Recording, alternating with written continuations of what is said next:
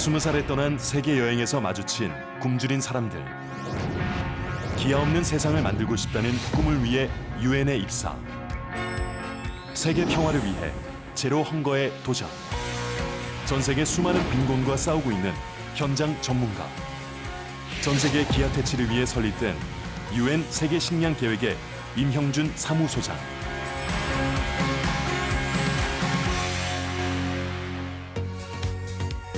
유엔 세계 식량 계획의 임형준 한국 사무소장님을 무대로 모시겠습니다. 네, 여러분 큰 박수로 환영해 주시기 바랍니다.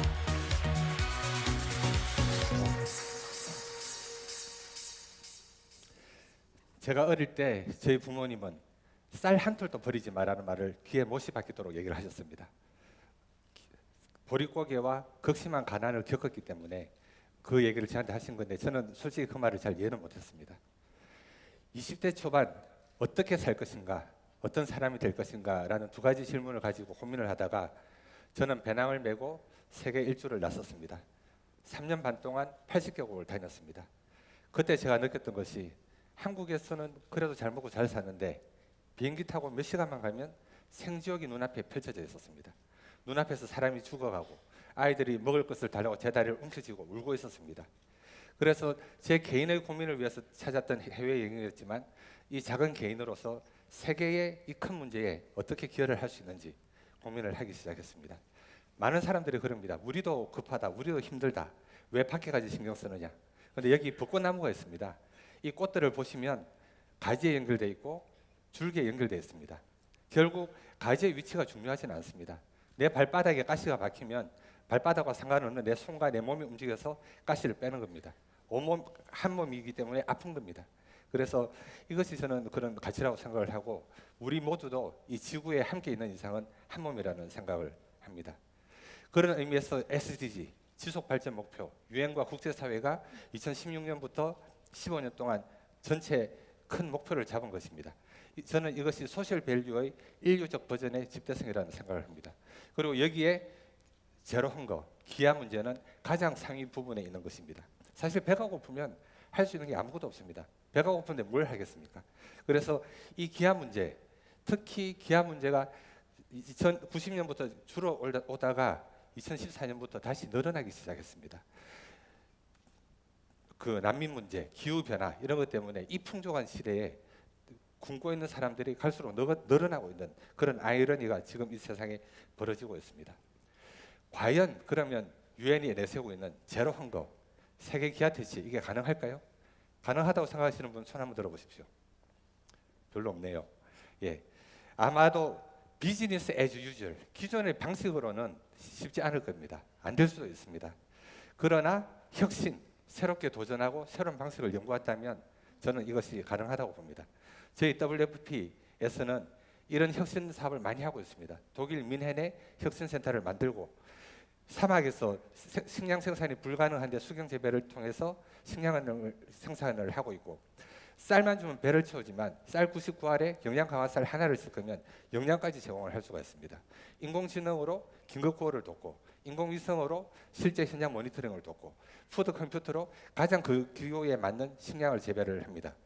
그리고 이렇게 모닥불로 음식을 만들다가 이렇게 진흙으로 만든 에너지 효율 스토브를 이용하면 산림 황폐화를 급속하게 줄일 수가 있습니다.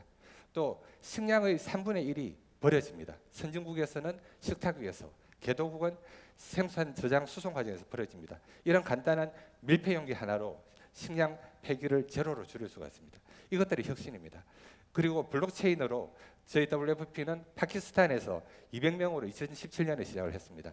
2018년에 요르단에서 시리아 난민 10,000명을 도왔습니다. 난민들은 WFP가 지정한 슈퍼마켓에 가서 홍채를 보여주면 식량을 구입할 수 있습니다. 그리고 은행을 통해서 하면 10,000명이면 10,000건을 결제를 해야 되는데 수백 건, 수천 건을 결제를 한 번에 할 수가 있고 그다음 투명하고 수수료를 내지 않아도 되고 또 난민들은 아이디가 없습니다. 그런데 이 결제 내역이 아이디가 되는 겁니다. 이런 혁신이 있고 이것이 현재는 10,000명이지만 50만 명, 100만 명으로 계속 늘어날 것입니다. 이런 노력들이 많이 있습니다. 저희 서울 사무소 차원에서는 일석사조 캠페인 식당에서 제로 헝거 메뉴를 만들어서 개인은 먹을 만큼만, 식당은 음식 쓰레기를 줄이면서 가난한 사람들을 도울 수가 있고 환경까지 생각하는 이런 캠페인을 기획하고 있습니다.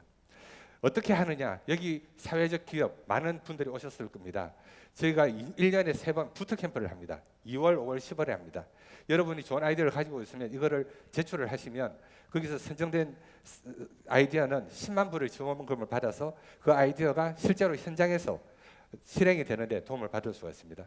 그래서 인류의 큰 문제를 해결할 수 있는 그런 혁신적인 아이디어가 많이 나왔으면 좋겠습니다. 메가더 장군은 한국을 떠나면서 이 나라는 100년이 지나도 재건이 불가능하다 이런 악담을 하고 떠났습니다. 실제로 60년대 초반에 한국은 필리핀이나 짐바브웨나 페루 같은 나라 한국보다 3배 잘 살았고 그 다음에 북한 지금 식량이 위급하고 우리가 WFP 활동을 많이 하는 북한도 1.5배를 잘 살았습니다. 그렇던 대한민국이 20년 동안 WFP 원조를 받고 WFP 원조로부터 졸업을 하고 한 세대가 지난 지금은 당당한 공유국이 됐습니다. 실제로 제로 헝거를 성취한 그 모범적이고 자랑스러운 사례가 바로 대한민국인 것입니다. 그래서 저희 WFP에서 매년 기하 지도를 이렇게 만들고 있습니다. 색깔이 짙을수록 진한 게 이 지도인데 이 울긋불긋한 기하 지도를 대한민국이 우리나라가 그랬듯이 전 세계가 함께 성취해 나가는 그런 세상을 만들어 보고 싶습니다. 간디가 그랬습니다. 여러분 하나하나가 변화의 주체가 된다면 여러분이 원하는 그 변화가 실제로 다가올 것이라고 얘기를 했습니다. 감사합니다. 네, 소장님 좋은 말씀 잘 들었습니다.